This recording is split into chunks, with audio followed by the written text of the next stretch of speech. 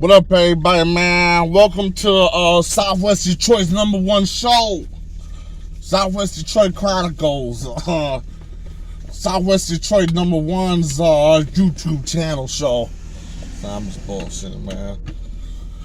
I mean, I got subscribers, man, but I'm really appreciative of the little people I got, little subscribers, man, because sometimes, man, I flash down memory lanes with some of you guys, man. You gotta see the comment section. Sometimes I be kicking it with people, man, about people that I knew from the past or we knew from the past. That's just to let you know, man. I'm 100% certified, homie. This is my way. This is where I'm from. But right now, man, I want to take you guys, man. I've been hearing a lot about Bolo. All these people asking about Bolo since that BMF shit hit the scene and all this stuff, man. But I'm gonna show you what I do know, man. That what I did know for sure, man. About the man, about what he did, man. I mean, everything he already served time for it, man. Everything that I say is on court. It's already on paper. I mean, Freedom of Information Act. You know what I'm saying? So it ain't like, I'm exposing some shit that, people don't know about or whatever, but nah, this is already known facts or whatever, man. But right here, man, now this is the park I was telling you about, man. There was Cobras back in the day. And they used to operate that house. Out of that house, there was 3 sisters that lived there. But they used to be over there all the time. That's a different episode. I'll do that different episode. But I was just talking about that in my last video. But Bolo, man, before he well, honestly, as long as I know him, he's always been blown up, right? Now, I'll explain this, man. A lot of us, man, grew up around the man because this man associated with a lot of our mothers, a lot of our fathers, older siblings, aunts, uncles, or someone from their crew affiliated, with or we're in relations with some of our, female cousins or, mother, whatever, So back in the 80s, man, the Cubans, they were doing anything that was about, they were doing anything. It wasn't that many. It wasn't that many of them. But damn, Southwest Detroit being the only Latino community back then, so they ended up being over here or whatever, man. But I was familiar with a lot of his stuff, man, when I was a little kid, man, because a few things, man. My mother dated, first of all, my mother dated one of his friends. My aunt dated one of his friends. What else? My boy's mom dated one of his boys. And most of the time, man, them Cuban guys, bro, they treat you like family. When you're young and little and young, you know what I'm saying? And you're just coming up or whatever, and they know the situations you're in, like, you know what I'm saying? My background ain't no secret, man. I came up in a rough background. As parents, both my parents were, without, doing their thing on drugs or whatever, so a lot of these guys knew, man, that a lot of us didn't have family upbringing. I mean, didn't have no one there for us as much. So these guys used to look out for us a lot, man. And that's how a lot of us are familiar with these people. But like Bolo and everybody and Bolo's clique and crew and, a lot of that stuff, bro. But mainly, man, back then, like late 80s, early 90s, bro. Everyone that was Cuban, they had a spot. It's like he did, the way I noticed and I read it and everything about everything, the paperwork and everything, and he was real smart, real intelligent about how he formed everything and ran everything and, everything he did, man. But basically, back then in the late 80s, whoever was Cuban and they had work, bro, that was his shit. That was his shit. Now I guess there's that one article that says the Bolo boys. I don't know. I don't think that went by the Bolo boys, but I could basically, you know what I'm saying, know, you know, basically who was his main inner circle and when a lot of his main shit used to go on at, man. But coming up here, man, I'm gonna be pulling up Clark Park, man. You know, you guys already know about Clark Park. I already said that in my previous video. If you didn't see, you know, that go back to the origins of Southwest, you know, origins of Lane County, Spanish Covers, and Southwest Detroit. That I broke some stuff down basically there. That was my first video, actually. I broke some stuff down about Bolo in there and Clark Park. But Clark Park, man, remember it was known as Crack Park. And that was like, you know what I'm saying? That was the main front. That was the main thing. Everything went down to this park right here, Clark Park. Now, they didn't they don't like crack spots. And when I was growing up hustling, I didn't like crack spots either. So, I mean, how people say, oh, have a spot or whatever. Nah, you know, when I started slanging dope when I was younger, they told me not to be fucking in the spot, to be around mobile, be around everywhere. But mainly everything will go down in this park, bro. And this park, so which way I want to go first? Yeah, this park. Now, Hubbard Farms, man.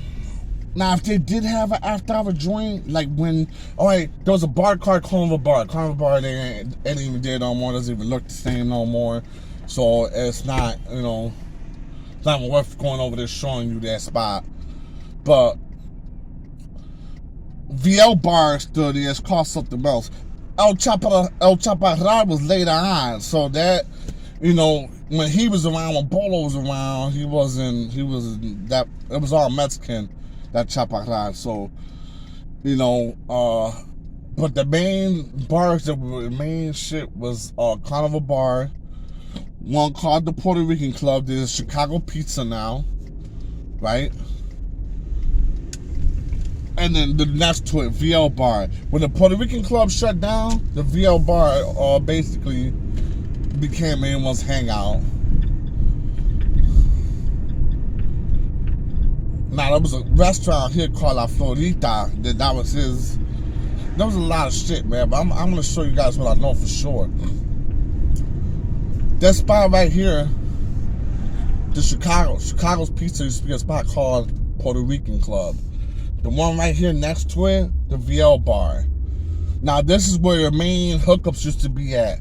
If you see the Cubans, used to see them out of there. Then there used to be, also, there used to be right here, it burned this the other day. But over here, damn, I think this is the place. This should be a bar called Padrinos. And that was like one of the spots too, man, you know. And then next to the Padrinos over there used to be actually a little Cuban coffee shop. But a lot of people didn't know about them places because only not too many people used to go there, especially that little coffee shop.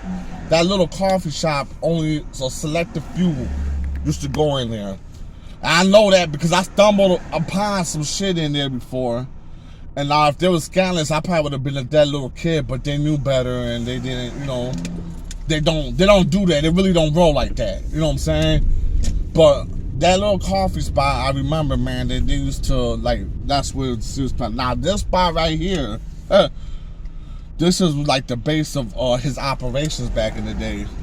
Up here, on top of this spot. On top of this, it used to be called Ebb's Party Store. It used to be a party store. And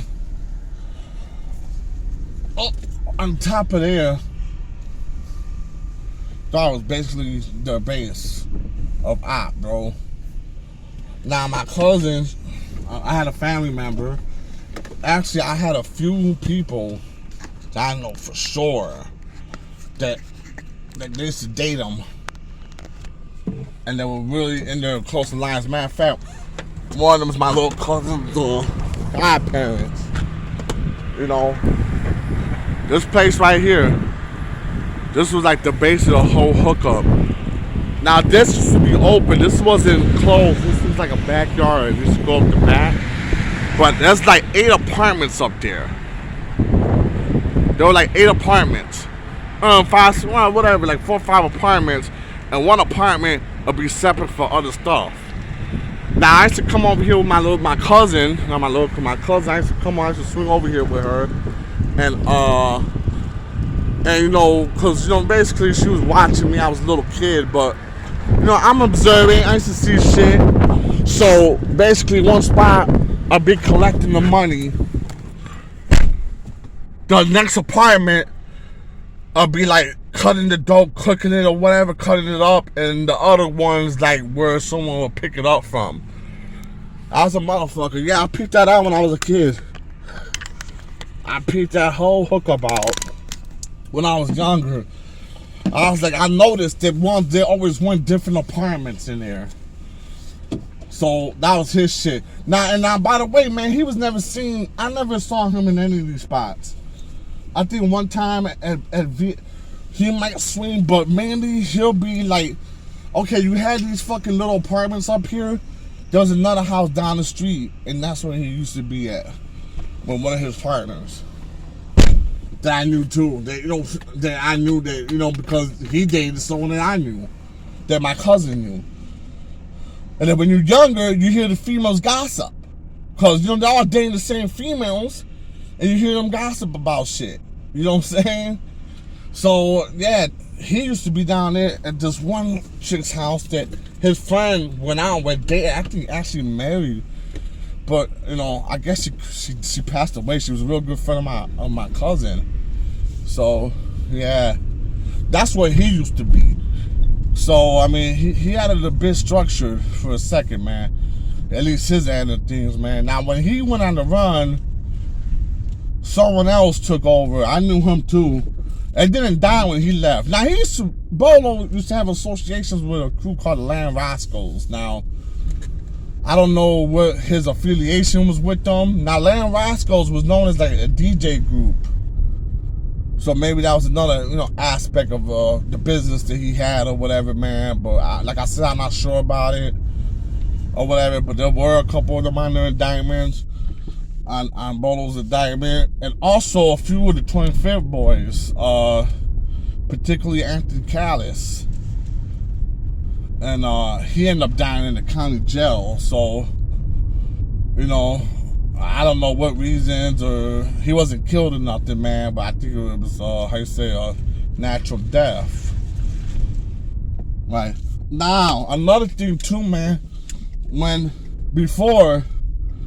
See, there used to be a bunch of terrace buildings down the street, right? And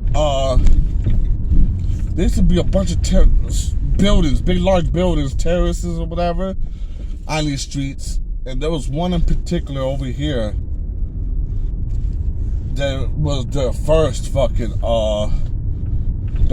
hookup, but that got hit by the feds.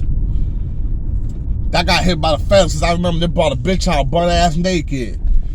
She had red. I remember it was over here. Yeah, it was a building. Over here. It was a building. It was a terrace, right? And yeah, I remember when the feds hit them, they brought this chick out. She was butt naked, dude. She had the red pubic hair and fucking, you know, I was back in the Bush days still.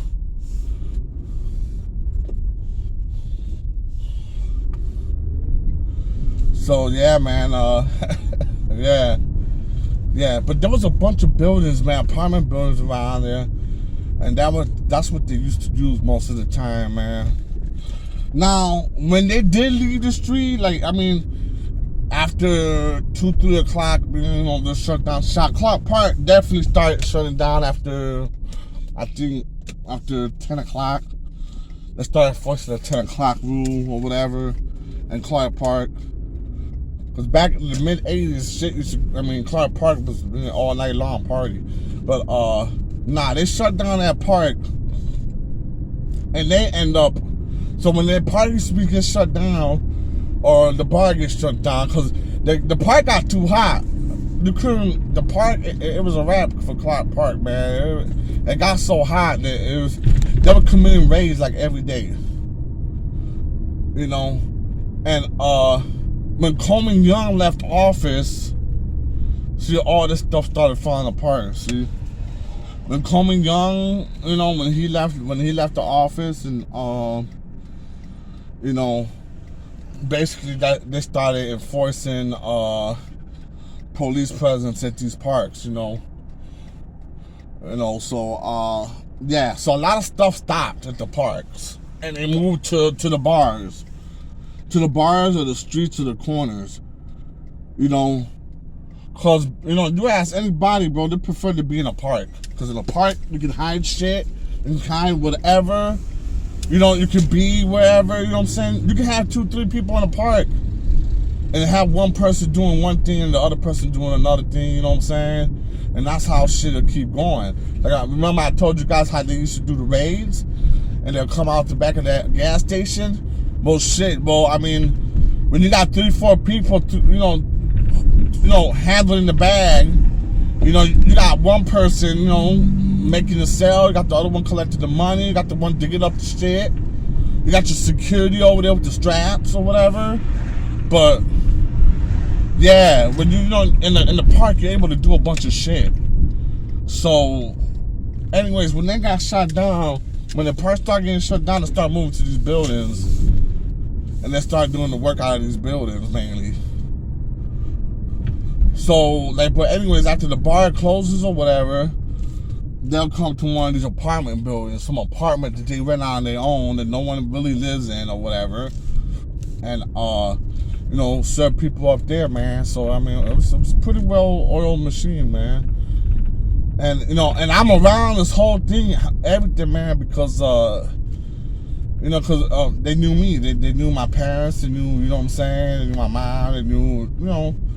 This is a lot of stuff, man, with them, man. It's like someone knew you, especially the Cubans or anybody, bro, but especially the Cubans. If they knew you and they seen like you was on the street or whatever and shit, they wouldn't let you sleep on the street, bro. Them guys will take you, you know what I'm saying, or put you up somewhere. If they know your family, if they know, you know, a lot of them guys were kind-hearted like that, man, you know. Now, until you fuck them over. Which brings me to this building right here.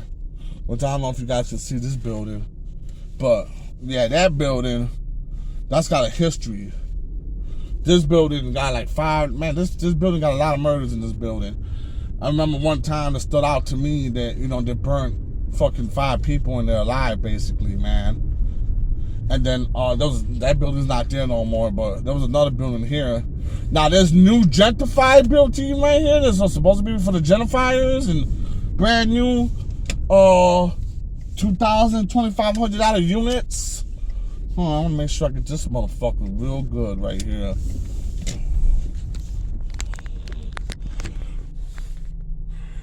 This spot. Now let me tell you, bro, this is the new improved apartments that they built for the gentrifiers, right? Right here, look. This is on Porter, behind Western. These buildings, if you know these buildings. You know how many murders these buildings got in them? You know how many bodies and souls are in that fucking building? I think the main reason they shut that fucking building down because too many fucking murders were happening. Too many people were being found dead and shit in that building. So people who wants to go in there and buy one of them units like a condo or you know what I'm saying, how you say, rent $2,000-$3,000. Think about that, dog. That building got a lot of souls in there. And I don't think you guys are going to have an easy time resting. Because I've heard that place has been haunted. It's been, and I'm not exaggerating. I've heard it's a friend of mine's, man, that she grew up around the area. She said you used to hear spirits in there, people walking around. So, yeah, for whoever want to go spend that good $2-3 grand a month. There's a lot of history, man. A lot of history, man, around this spot, especially around this market. I tell you, man, that's the truth, bro. If these streets can talk, boy, they have a lot of shit to say. They hooked up Western, though. Western looks nice, man. Now, Western High School, man, that was a ground site for a lot of notorious beefs growing up. And man, I remember a guy came and shot us up in front of the fucking school. You know, Western was all counts and flows, just like Southwestern was all folks at one time. So Western was all counts and flows.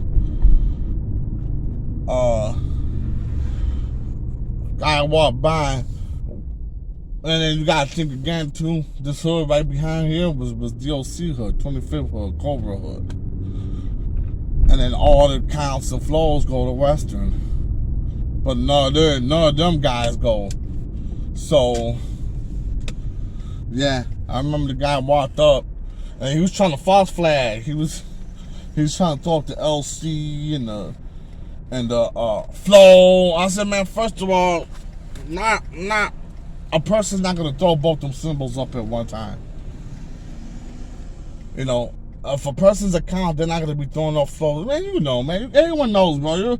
Just because you're aligned with a crew or whatever, maybe back in the days, but when you're aligned with a crew, man, you only represent your shit.